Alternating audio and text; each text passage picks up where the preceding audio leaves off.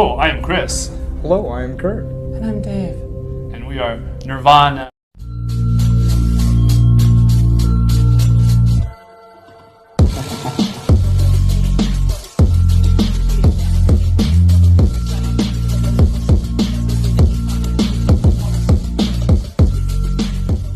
Alright my friends, and still with me Yogi Sugianto, and now I want to discuss about the case Kurt Cobain. Oke, Kurt Cobain adalah vokalis band Nirvana, yang mana band ini sangat amat populer dan band ini sangat amat terkenal di kalangan anak-anak muda yang pastinya menyukai genre-genre band grunge. Yang mana Kurt Cobain juga mempunyai hal-hal menarik dalam hidupnya, dan sampai saat ini fans-fansnya sangat amat menggemari dari beberapa karakternya dia dan juga lagu-lagunya dan beberapa album-album terkenalnya. So, seperti apa sih kronologi tentang kematian Kurt Cobain dan seperti apa background Kurt Cobain? Dan jangan lupa untuk subscribe, like, comment, and share to all your friends. And let's check it out this video, guys. Kurt Cobain lahir di Aberdeen pada 20 Februari 1967.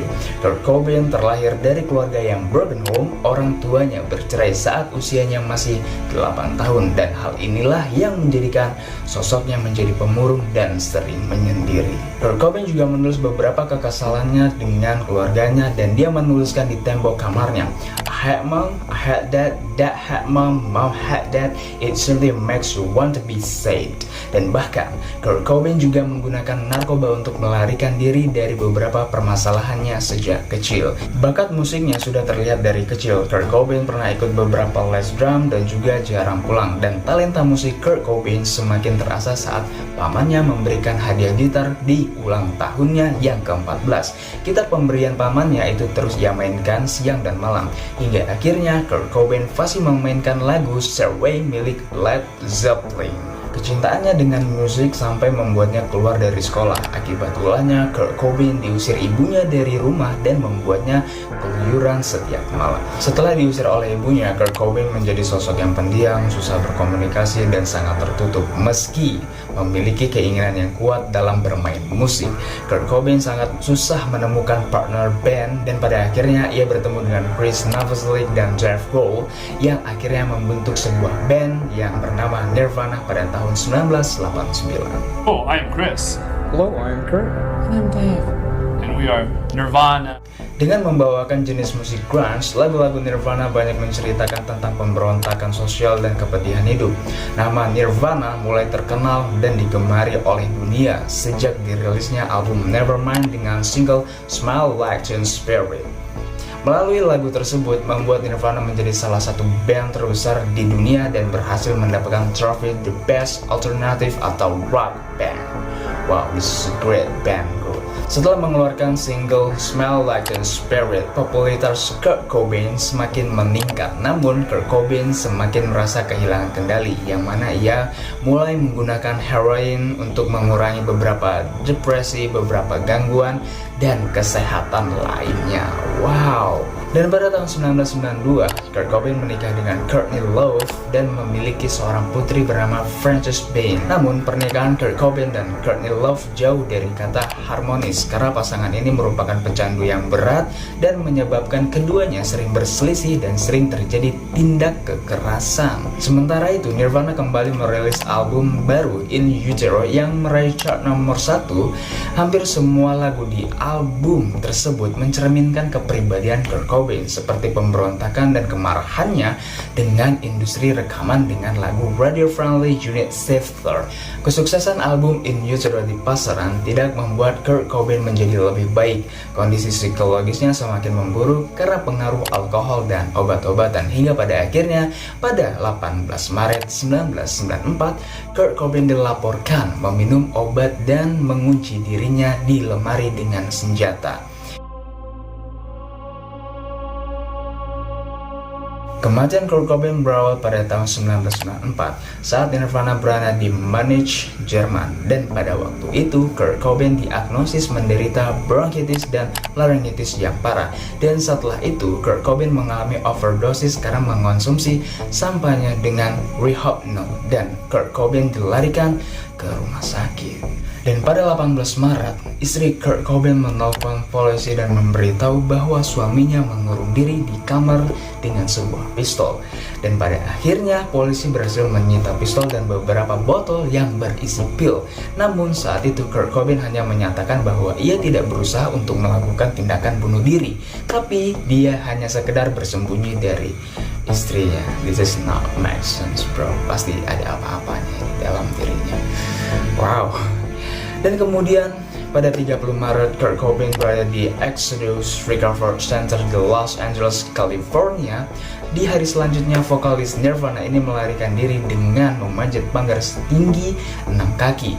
Kemudian menaiki taksi menuju Los Angeles Airport dan kembali ke rumahnya di Seattle. Pada tanggal 2 sampai 3 April, Kurt Cobain terlihat di beberapa tempat di sekitaran Seattle, namun keluarganya tidak mengetahui kemana Kurt Cobain menghilang.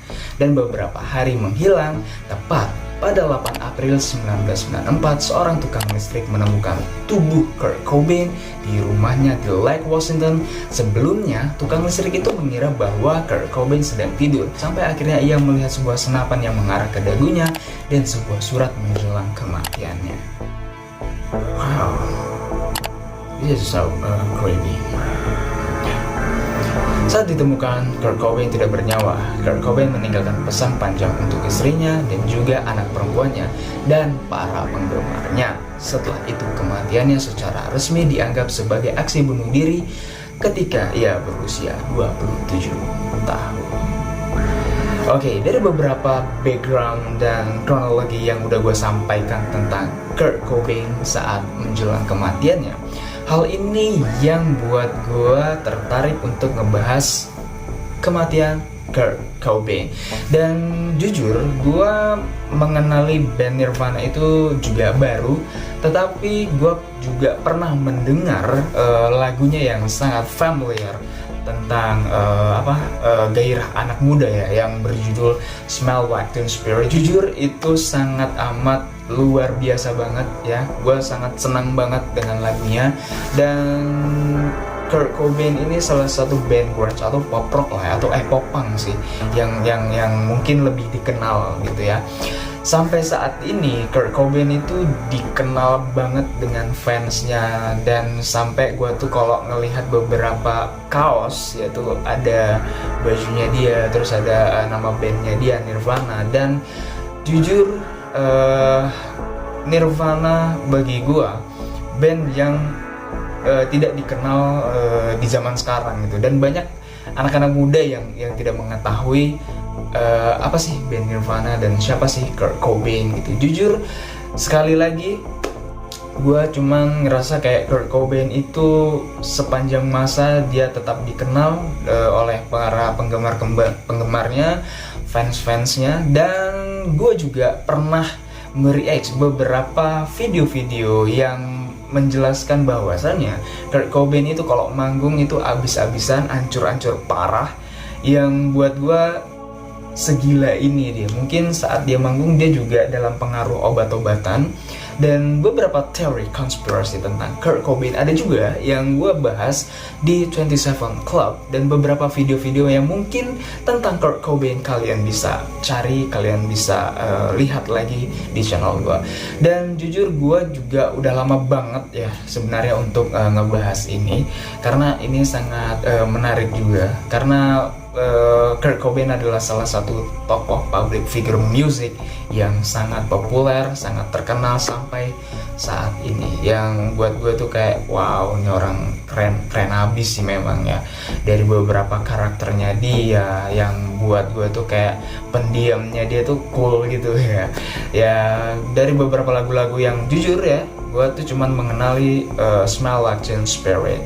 Mungkin sebelum-sebelumnya waktu gue SD gue pernah denger, tapi kayaknya karena nggak ngerti dan nggak tahu, jadi ya udahlah ya, kayak sekedar denger. Karena sekarang akses itu kan banyak ya, yang buat gue tuh bisa nyari beberapa lagu-lagu lama dan masih enak banget didengar. So buat teman-teman semua, semoga video ini bisa mengedukasi kalian dan bisa menjadi suatu hal yang bermanfaat buat kalian. So gue cuma bisa menyampaikan dari beberapa kronologi kematian Kurt Cobain yang sangat mengerikan ini. Jangan sampai terjadi sama orang-orang yang mungkin sedang depresi, stres dalam masalahnya, dan pada akhirnya melarikan ke sebuah obat-obatan, narkoba, dan lain-lain, ataupun sampai melakukan tindakan bunuh diri. So don't do it, okay? So gue Yogi Sugianto, gue pamit undur diri, dan jangan lupa untuk subscribe, like, comment, and share to all your friends. And gue Yogi Sugianto, bye bye.